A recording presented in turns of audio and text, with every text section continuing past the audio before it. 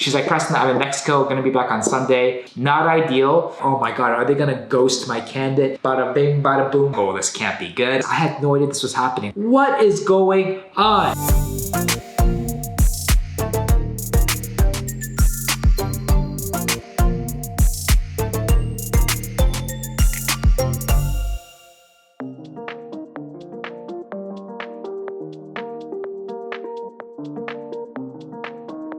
Welcome back to another week in the life where I, Preston, show you just what I do every single day as a recruiter in the technology industry. It's just straight up recruiting and taking along for the ride on some really crazy, fun, stressful situations I find myself in every single day, in case you are curious. Right now, filming this, we are in the middle of the second week of July. Grateful that business is still moving forward amidst tons of layoffs and uncertainties in the market and the economy. Grateful to all of our customers, grateful to our candidates, and just coming into this week, working and focused and really zeroing in on two possible offers that I just wanna get closed. But if you are as excited as I am to make this an awesome summer, to make this an awesome month of July, please consider like, subscribe, click that bell. Really means a lot. It gives me the energy, the excitement, the happiness to keep making these videos, but most importantly, to do my best every single day. And I hope that you are all just crushing your goals, or you're well on your way of hitting all the goals. So yeah, we got a really cool week, got two possible offers, talking to a lot of different candidates this week, and possibly trying to speak to one new client that I'm trying to get on the books, which I love bringing you business. But excited to get this thing started. Don't forget to stick around until the end, where I typically have a lot of exciting announcements. So make sure you watch to see like how this week goes and whether or not I can actually close any deals with you all. So really appreciate it, and let's get started. Okay, so we got a huge update. If you saw my last video, you know that I ended basically the previous week with one engineer who my client in the kind of the HR tech wanted to consider moving forward to an offer. Now, the issue is that my client can't pay top of the scale in terms of salary, and they know that he's talking to another company that's much larger, which basically means most likely can get a bigger, more robust salary, and that's what they were worried about. So instead of like extending off the bat, they just wanted to see if they should wait until he does this other offer, or they want to kind of sync up with me to kind of ask what I thought. So based on that, I was able to connect with the candidate yesterday, and I was able to reconfirm that it seems like he's really excited about both opportunities. He really likes my client. He is inclined to still want to see through the interview process with the other company first, which is not the best sign. But after kind of passing that message, the recruiter actually reached out to my candidate, I think on Friday, and she actually decided on that call to extend an offer. So this was completely after hours. I was not aware of this until really just yesterday, until I actually heard back from the recruiter. And then the offer went great. The candidate asked for the whole weekend to mull it over. Come Monday, he reconnected with the recruiter, and he asked if there's any wiggle room there. Now, they came out with 165 salary, which is pretty decent. He's like, you know what, after thinking about it, I want to see if you guys can come up a little bit more. They went back and forth. They came out with, I believe, $12,000 sign-on bonus on top of that, really bringing his whole cash almost close to 190, which is pretty awesome considering he only has 4 years of software experience. And the crazy thing is I had no idea this was happening. I was communicating both with the candidate and client. I have close relationship with both. Neither of them got back to me until Tuesday. I'm not sure if it's a conspiracy against me, but either way, it's still good news that this happened. After he got that, he told them, hey, if you can move forward to have wiggle room, then that will really just cement me for accepting a decision. And so my client came back, offered them a sign-on bonus of $12,000. And then he's like, you know what?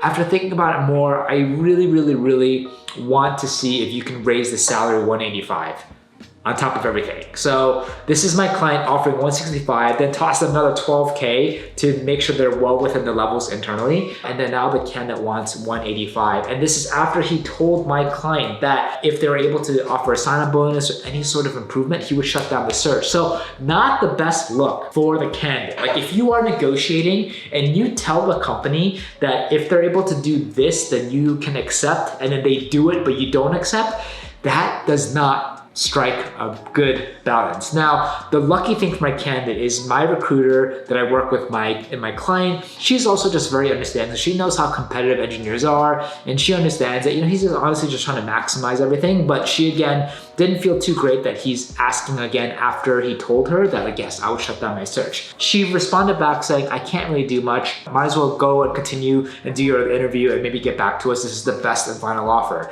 Now, she said this on Monday, and she's like, you know what? Would love to kind of ideally hear a decision if you can sooner than later, maybe end of day Tuesday or first thing Wednesday. So Tuesday came and went. I believe he interviewed at the other company. It seemed to have gone well. He did not reach the final stage yet. And then he just kind of went dark. I reached out to him yesterday. I reached out to my recruiter yesterday. She reached out to him. Neither of us heard back. We're like, you know what? This is another great candidate. We're gonna lose to the winds and get outbid from big tech or really big companies like that. It just started becoming a little concerning, and it's not really a good sign. Typically, when candidates are engaged, they're positive, they tend to be fairly responsive or accessible. But my candidate wasn't here. So from my experience, I'm like, ooh, this does not look good. Anyway, come fast forward to today, which is Wednesday. Just earlier today, I was doing my work, I'm sourcing engineers, and then I got an email from my client recruiter saying, hey, no way, but guess what? Just got an email from the candidate that he officially accepts the offer. Oh my God, honestly, it's such a great feeling that it's an offer, it's an engineer offer, but honestly, this could have gone either way, 50-50. With my same client, we lost 2 other offers before back to back because one was outbid at Google, another one just was outbid from another company. I would say my client is probably top 75% in terms of the salary, but they're not like top 90% or top 1% in terms of the comp bands in tech. The fact that we're able to make this happen, and the fact that they're able to stretch an offer from $12,000 more sign-on bonus is pretty awesome. I mean, the fact that he wanted more money on top of that, I mean, that's ballsy. Didn't happen, but he accepts. He shut down a search, and I followed up with him today. He just responded saying, hey, I just accepted. Start date is in August. Bada bing, bada boom, boom, boom, boom, boom, boom, boom, boom. And so, like, in retrospect, I think what really helped this happen is really strong relationship with the candidate and hiring manager, the candidate and recruiter on the team. It's always, I guess, stronger for the candidates to hear directly from the company than from someone like me. Of course, I have a strong relationship with the candidate, but people would pay attention a little bit more if it's directly coming from the company that they want to work at or they're interviewing for. So the fact that she was patient, she was understanding, they were able to stretch a little bit and not be stubborn. They did a little negotiations, tossed in a sweet $12,000 sign-on bonus, was awesome. Now, there was a little risk that he's like, hey, I want to ask for this much more on salary. But he did that with the sign-on bonus, and then he still continued interviewing. So they didn't want to risk it, but they were also completely maxed out because they also like him a lot. You can, call it for what it is. Maybe he's greedy, but at the end of the day, he's doing what everyone should. You should really advocate for yourself and fight for yourself, and you're never gonna get if you don't ask. So at least kudos for him asking for it. But that is a massive sign-on bonus with an acceptance. We're confirming him at $165 salary, which is a pretty awesome placement fee. And yeah, so far making this an awesome week. I love offers accepted in the middle of summer, the slowest time of the year. So let's just keep on going. Man, so I think the holidays, the presents are coming early. We also had another candidate for a director of marketing for one of our aviation tech clients. Now, the thing is, he went through all rounds of interviews 2 weekends ago. And then my client texted me saying she really likes him. They want to move forward to an offer. And then, she's going to talk to the team and come out with an offer. Now, the whole last week came and went. And I was texting her, following up with my client. Nothing. I'm like, oh my God, are they gonna ghost my candidate? Is this not gonna happen? This is gonna be a horrible reflection on them, but it's a horrible candidate experience for my candidate who's just patiently waiting. We're giving him more opportunities to be in process with other companies. And at least I connected with the candidate last week, and I'm like, hey, everything's going okay. I was able to hear back from her, but how are you feeling? And he really just confirmed to me that he really likes my client. He is in early talks with other companies, but he ranks my client number 1, 100% huge gap confirmed, which is awesome. Now, another issue was that he was willing to be flexible on salary as well. Now, when I first talked to him, I think he was looking for like 150 to 160. My client told me mid-process they can only do like 130, 140. I shared this with my candidate before and be like, hey, this is too low, let's just stop the process now. I'm so sorry, but like they changed their criteria mid-interview, which is not ideal. And then he told me that, hey, he's flexible because he really likes my company a lot. I'm like, really? You're willing to be 20 to 30K flexible? That's kind of unheard of. But came and went. I heard from my candidate, didn't hear from my client all week. I texted her again on Monday and she's like, oh, hey, can you, thank you for following up. I'll reach out to my candidate now. She sent him an email on Monday asking for his full address so that they can send an offer.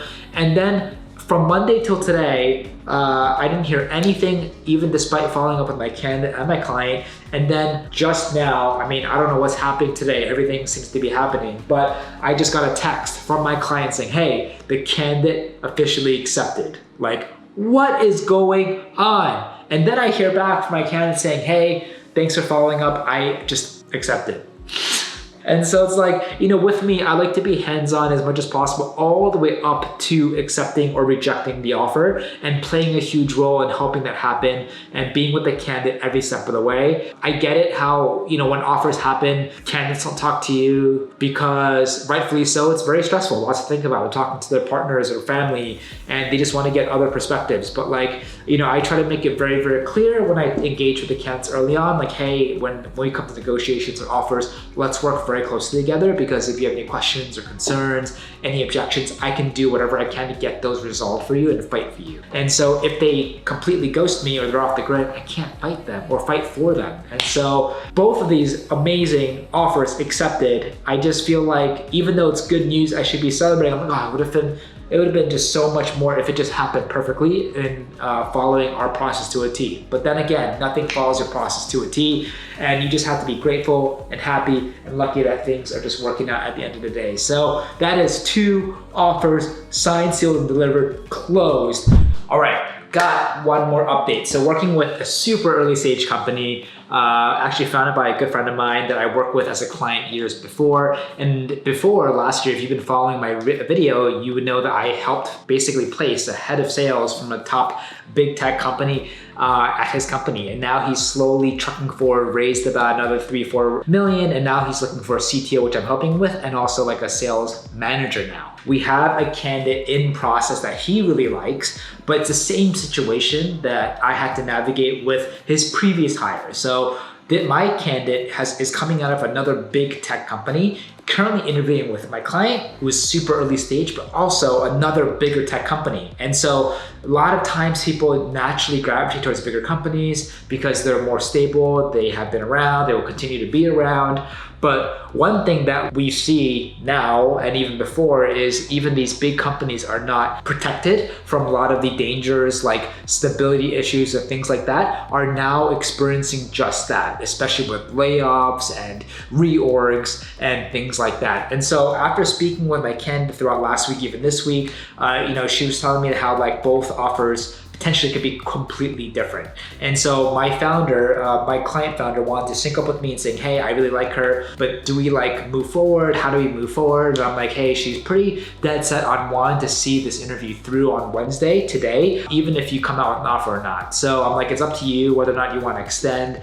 I heard back from my founder. He actually presented and synced up with her yesterday, extended an offer. He said that she sounded happy, but like I told him, she wants to see this other offer through. Now with this other offer with the big company, there's a couple of things I'm thinking about. Number one, this other company's bigger, so she's gonna naturally be biased on the notion that bigger companies mean more stable. And so like that's gonna play a huge role. She wants to save, she doesn't want to find another job 3 to 6 months from now. I totally get that. But with my small company, and I tell her like, the older you get, the further you go along in your career, the more difficult it's gonna be for you to start or work at any smaller companies. You get more obligations, become more risk averse, you get more entrenched in your career. And so now is a time if you're gonna do it. And I told her, even if you're interviewing with other companies, even if you get an offer, but you accept another offer, there's a good chance, assuming you did well, you end that conversation well, you can always resume that conversation. It's regular practice with big tech, and I'm sure a lot of established companies do that too, especially in tech where the target market is so small and so niche. And then the second thing is, though, I think that she could be getting a bigger comp package financially from the big company. Now, when I first spoke with her, she told me she's looking for like 110 to 120 salary plus equity. She told me that with this other big company, she's looking at an OTE of like 160, meaning all in cash. And so I told that with my founder, I'm like, hey, if you want to move forward, let's just try to close the gap as much as possible. I know that every dollar counts for you, and I know that you have to be very, very, very careful with your spending. Let's try not to lose a candidate based on 5-10K if we can. Now, because she's coming in early, we can also really emphasize and focus on like the significant equity upside. She's coming in pre-Series A, which is like at the best time. I think the best time for most people are probably sometime between A and B round, where it's a little bit more established, bigger company, chances of failing are a little bit less. But like if you're able to come into a fast growth tech company pre-A, again, there's more risk, but now there's like risk everywhere, big or small company, but then you're truly setting yourself up for life-changing, possible life-changing success on the equity back end. So there's a lot of things that I can play with, a lot of things my founder, my client can play with, but it's ultimately really understanding like what's really important for my candidate. What does she value the most? What is she not valuing the most? And try to really touch on those levers as much as possible. Anyway, my client spoke with her yesterday, which is great. They seem to have gotten a good conversation. She's interviewing today. We don't know if that interview is going to go well. We don't know if she's going to also get an offer. And if she gets an offer, what the terms are going to be. So we're kind of in a holding pattern. And I hope that, she really likes my client. But, for the time being, always, trying to find a plan B, a plan C in case like the first candidate doesn't work out, so that, we don't have to start out from zero, waste time all over again, trying to find somebody when we were this close. So I always like to have a second, third, fourth option prepared, whether or not the first goes through. So it's all about understanding what does she want, what does she don't want, and try to make my opportunity with my client the best fit, the best Lego piece for her and her career. So right now I'm in a holding pattern, can't do anything until I hear back from her. We'll see, fingers crossed. So there's something on my mind that I just want to share and just share with you some thoughts. For everyone that reached out and said that they're enjoying the content, inspire them to come into recruiting, but most importantly, inspire them to come into recruiting working for themselves without any recruiting experience. As exciting as that is, and I should be for them, my biggest question is why? Why do you want to come into recruiting, and why do you want to work for yourself? What I've tried to show through all my videos and YouTube is just trying to be as transparent as possible, understanding that what a lot of content out there on social media is really focusing on the good, the wins, and just generally being a highlight reel. I just want to show that if you genuinely, authentically like recruiting or looking into recruiting as a possible career choice, that you're trying to get the realist picture of what life is like day to day. And I try to show the wins, but most importantly, the losses. The losses and wins can be further compounded if you're working for yourself. I think working in recruiting in the agency sector is hard enough, especially if you're responsible for running your full desk. It's almost a step that you can do before you actually run a business. It's the closest thing you can do before running your own business. Running a full desk essentially is like running your own startup with whatever agency you're working at. Whatever market that you're in, you are responsible for basically finding demand, finding the supply, and putting it together. That's what you do when you run a business, even if you're a contractor, LLC, or you're a solopreneur, or you run your own small business. And I feel like if you want to start your own business, you have every right to, but in recruiting, I highly recommend you at least go into the workforce at an agency and at least do your best 2 to 4 years out. Because at that point, you'll really understand if, number one, recruiting is for you, number two, if you're actually good at recruiting, and number three, you want to add a whole nother layer of difficulty and challenges working for yourself. As I try to show, recruiting, first of all, is very, very difficult. running a full desk, as I just mentioned before. And now you're gonna compound everything else that has to go along with working for yourself. How do you incorporate? How do you do taxes? How do you find the right tools and systems? How do you save? How do you invest? Like, how do you hire? There's so many things that you have to think of in addition to what you're responsible for day to day, that it could be very, very overwhelming, especially if you're having a tough couple of days, maybe tough couple of weeks or tough couple of months, bringing in no income. So if you're looking into the recruiting space, I think that's awesome. I'm all about recruiting. I think it's one of the best careers that you can do. But if you're thinking about going to recruiting without any experience, and you want to work for yourself immediately because you're just, enamored by the potential income that you can make, I really, really think that if that is your MO, try to find a recruiting job and see if that's something that you actually are passionate about. You love talking to people, you love making strong relationships, and you want to be able to make a career out of it. If you're looking into recruiting as like another business venture to do, you're in between jobs, you don't know what you want to do, you're kind of excited about the money potential. Look, money is great, but that can only happen if you're good at what you do or you know your market well. And I was able to really figure that out through years and years, working really, really hard, not just in the early years of my business, but also when I first learned recruiting at a recruiting job. After that job, I realized, wow, this is a really cool space to be in, and maybe I can make a thing of it. I think if you don't have that reference point or data point in your life and you're just coming in for the wrong reasons, then you're just gonna get burned really, really quickly. Because if you've seen any of my videos, you know it's very difficult to get clients. It's very difficult to get candidates. It's even more difficult to put them together and make an offer. And I just don't want you to think that watching someone like me or an experienced recruiter that can, in a perceived way, do deals consistently is an easy thing to do. I don't really show a lot of what happens to me behind the scenes, how tired I am every single day, all the burnouts and depression. Even though I talk about it, I don't really show that on camera. I try to show a storyline throughout the week. Of course, I try to do my best real time, the jabs to the face, the difficult situations. But over the years, I have not shown the times where it got really dark and really depressing and really, really difficult. And I think if you're willing to put the bet on yourself as an entrepreneur or a business owner, I think that's awesome. And people should definitely have more confidence to make that leap. But also just be self-aware that there could be equally another scenario where you could be a number 2, 3, 4, 5 at a company and have a lot more financial stability, financial growth, and just be better off psychologically. I do what I do because I love what I do, but I also accept all the challenges that come with it. And I'm just gonna continue to do my best every single day. And so recruiting, long story short, is not a joke. Recruiting for yourself is very, very difficult. Of course, you can totally do it, but I think you can increase your chance of surviving and pushing forward if you experience recruiting at a job for at least several years, or you run business or you work for yourself for at least several years successfully. Then you kind of understand difficulties that you can experience working for yourself, not just related to the business, but also psychologically, emotionally. It's very, very difficult, takes long hours, and requires a lot of sacrifice. So if you basically want to be recruiting, I'm all power to you. Feel free to reach out. I'm always happy to help. Do it for the right reasons. Don't look at it as a void or another alternative and then you're going to try it and then give up. Go get a job, talk to more people, watch more content, absorb it, and really pull the trigger if you're genuinely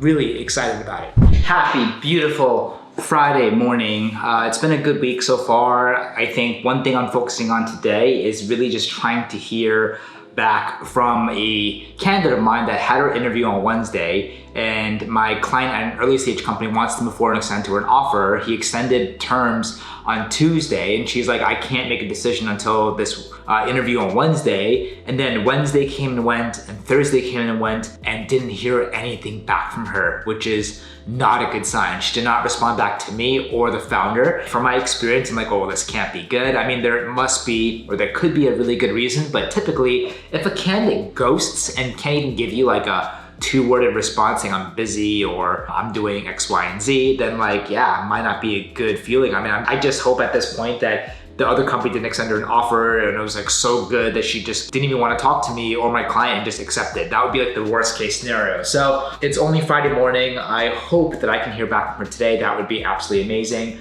But we got a good number of candidate calls today. And typically for me, like, you know, if you've been watching my videos, I love to finish my week off strong. At the same time, I also just like to allocate a couple time blocks, usually on Fridays or later in the Fridays, to just reflect and do some high-level thinking about how is everything going, how is this business doing, how are the other initiatives we want to work on, what's the progress there. It just helps me decompress, step away from the day-to-day like full desk recruiting, and just helps me see and recap the week from my whole business at the high level. So it helps me just to kind of understand, where we are in terms of all the other really fun things that we're working on outside of recruiting, or all the other secondary things I also do want to accomplish this week, aside from just recruiting and placing offers as much as possible. All in all, I think we're making a lot of good progress. A lot of our CTO candidates are moving forward. A lot of our product professionals are moving forward, which is fantastic. And even though it's summertime, still feeling a good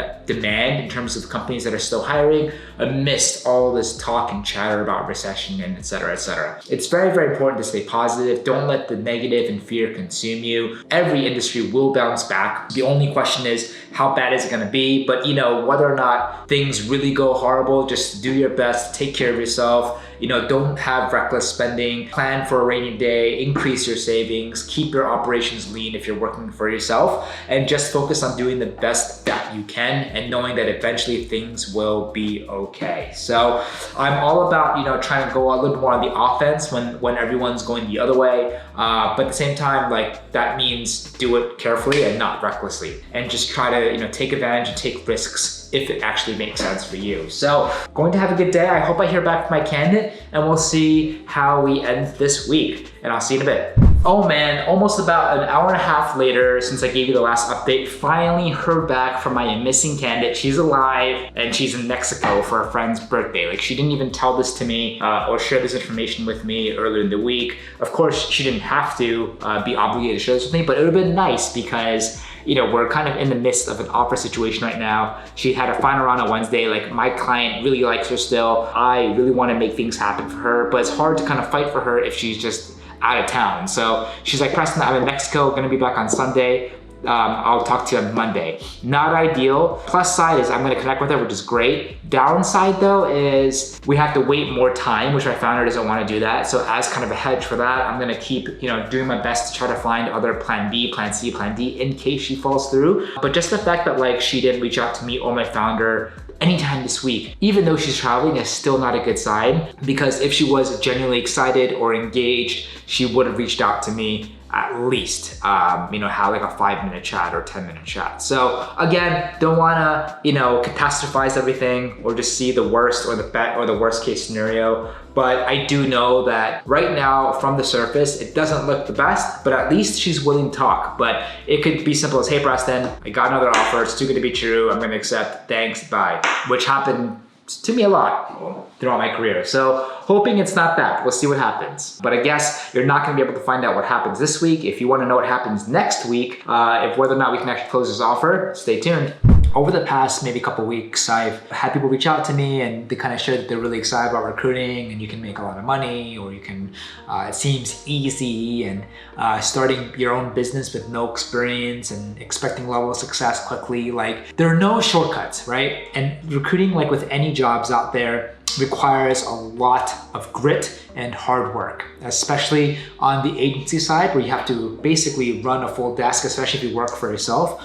You're juggling thousands of different things every single day and every week, and it requires you to be on top of your game every single day, consistently over time. And so if I ever gave anyone the impression that recruiting is easy, I apologize, because it's not. I think what I try my best to show, as exciting as it is with the idea where you can make a lot of money or 4 or 5 figure commission checks, all of that happens from really, really, really hard work and just showing up when you feel like you can't show up anymore. I just wanted to share that with you and have real talk. And as much as I'm grateful and I was able to do the placements and break our monthly records, I also just want to be transparent that it took me a long time to get to where I am right now. For someone that doesn't have any recruiting experience and they just want to start their own agency, off the bat expecting to make 6-7 figures, like you will have significant trouble in any career or difficulties in any career or any business that you start with,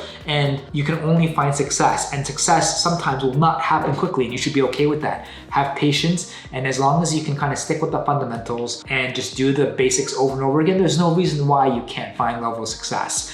Again, as I talked about earlier in the week, if you are really passionate about recruiting and you want to come into recruiting, but you don't want to have a recruiting job, I think, first of all, have an open mind and try to consider working at an agency. I think that is the best way for you to determine if it's right for you before you work for yourself, if that's what you want to do. Another thing is, like, why would you want to start working for yourself without knowing what to do or having little to no experience, right? And so to me, I think being able to work part-time, freelancing, getting a full-time job is for at least 1 to 2 to 3 years is the perfect opportunity for you to decide whether or not recruiting is right. Yes, it's fulfilling.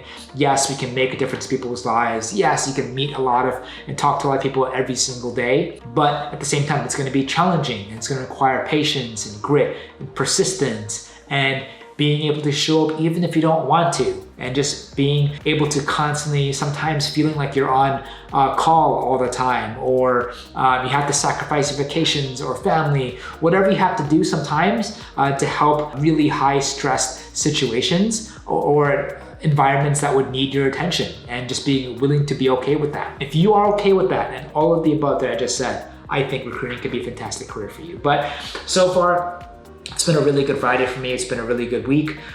Just honestly wrapping up my Friday here. I was able to lock in a brand new client for next week. So I'm gonna be talking to her, which is awesome, and have a couple of things working in the next couple of weeks that I can maybe talk about in future videos. So stay tuned if you want to know what those are. But just again, very, very grateful for everyone reaching out, regardless of why or what you have questions about. I definitely do my best to answer your questions and to help out as much as possible. And even just the fact that you're just spending 5 seconds to reach out to me really, really means a lot, and super grateful for the reason why I keep doing what I'm doing. So gonna focus on finishing up any loose ends in the next couple of hours, and we'll see you soon.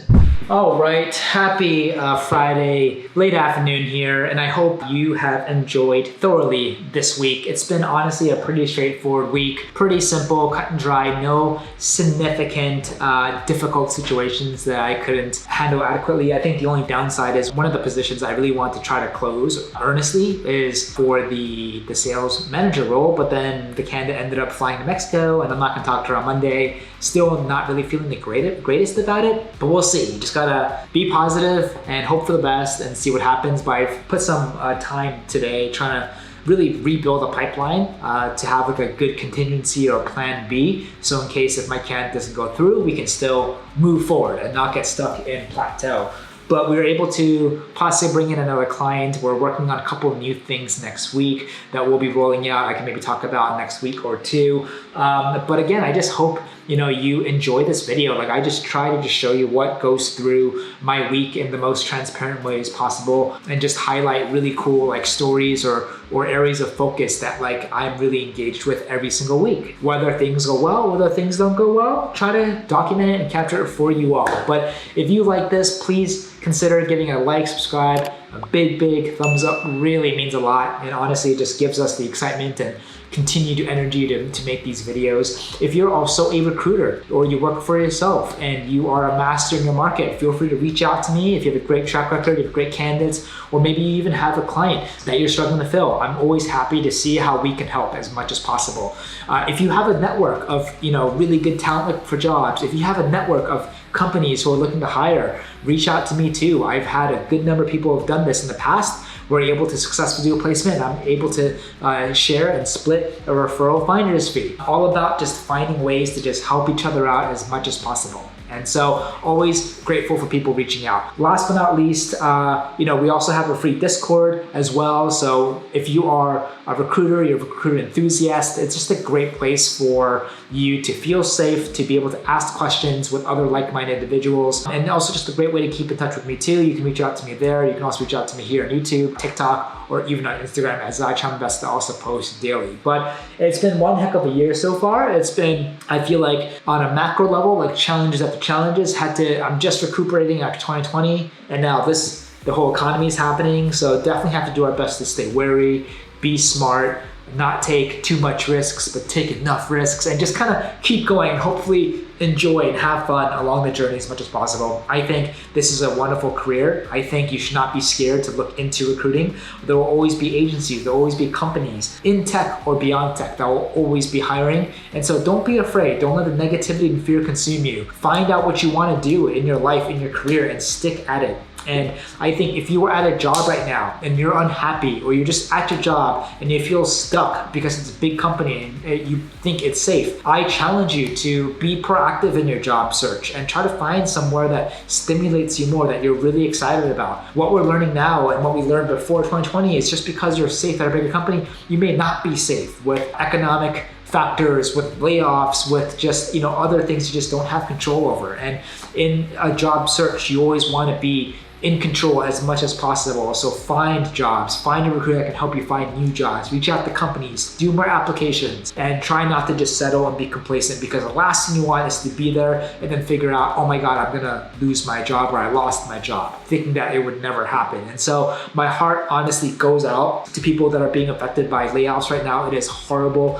If there's any way I can help, please reach out to me. If you know anyone who's been affected, please reach out to me. It doesn't have to be in tech. I also have a really good network of other recruiters, even beyond tech, whether it's healthcare, legal, marketing, advertising. I'm just here to honestly help as much as possible. But I hope you enjoyed this. It's been, again, a pretty straightforward week. We're having a lot of good progress with a lot of other good candidates moving forward, and we'll see what happens. We'll just make the best of it and hope that it goes okay next week. But if you are curious about what happens next week, make sure to tune to the following video. If there are any other videos you want me to make, please reach out to me and I will do my best to make a one-off video or include them in future videos. But really means a lot, losing my voice, but still spirits and energy are feeling high, and just grateful and blessed, and not taking any day for granted that I'm still able to come here, do work, and just take you along for the ride. So thank you again. I wish you have a good summer. And again, if you are as excited as I am to make July awesome, to make August even more awesome,